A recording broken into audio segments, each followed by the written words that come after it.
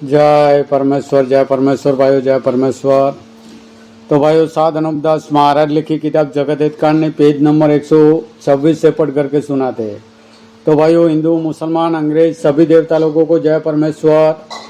तो भाइयों, यह जगत हित कांड ने किताब साध अनुपदास महाराज ने तमाम जान के बच्चे बचने के वास्ते बनाई है। तो भाइयों, हिंदू, मुसलमान, अंग्रेज, साधु, संत, पंडित, फकीर, राजा, महाराजा और सातों आठों विलायतों के राजा, बादशाह व रैयत सबके आगे हाथ जोड़ करके अर्ज करते यह किताब जगत हित कांड एक बार जरूर पढ़े और पढ़ करके इंसाफ करे।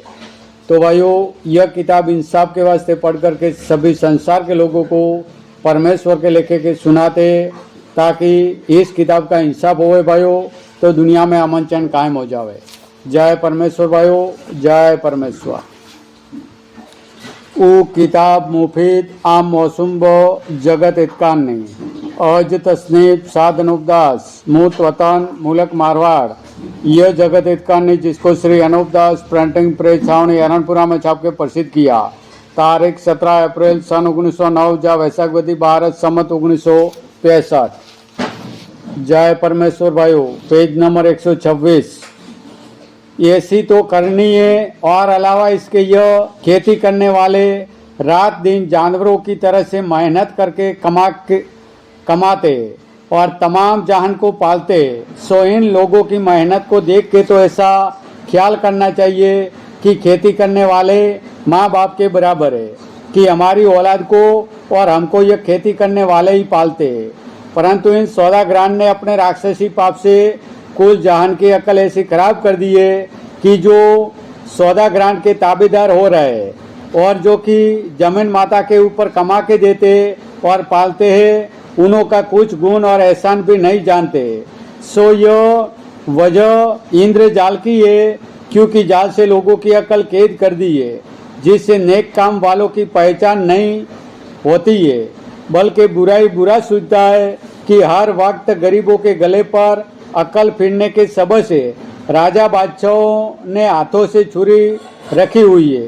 क्योंकि गरीब आदमी ने किसी सौदागर महाजनान के पास से चाहे एक कौड़ी भी नहीं ली होवे और गरीब आदमी ईमान से कहे कि मैंने कौड़ी भी नहीं ली है, परंतु राज से कुछ सुनवाई नहीं होती है और बनिए महाजन लोग झूठा जाली कागज और तमसुक इस तरह से बनाते हैं कि जो लोग मरे हुए उनके नाम से झूठी वही में और जाली तमसुक वगैरह लिख लेते और उस तमसुक में गवायान वगैरह भी झूठी जाल साजी वगैरह की ऐसे लोगों की लिख लेते कि जो लोग मर चुके, यानी 7-7 पीढ़ी का कर्जा उनकी औलाद के साथ जाल साजी और फरेब दगाबाजी कर लेते, यानी परदादाओं के दिए या नहीं दिए झूठा रुपया ही मांगता है तो पर पोते से रुपया वसूल कर लेते। सो ये तमाम जान के लोगों, यह कोई इंसाफ नहीं हुआ। यह सारा सब राक्षसी पाप का है, जिससे राजा बादशाहों को यह खबर नहीं होती है कि गरीब ने किसी से रुपया पैसा लिया है या नहीं लिया है, या यह महाजन लोग गरीबों को झूठा इंजाम देते हैं और अदालतों के हाकिमों को गरीब लोगों के सबूत पर बिल्कुल ख्याल नहीं होता है। अगर बनिए के सामने किसी गरीब का सबूत झूठा भी होवे तो एक आदमी का झूठा हुए या 2 झूठे हुए या 10 झूठे हुए, यह नहीं हो सकता कि कुल बनिए सच्चे हुए और बाकी तमाम संसार के लोग सब झूठे हो जावे।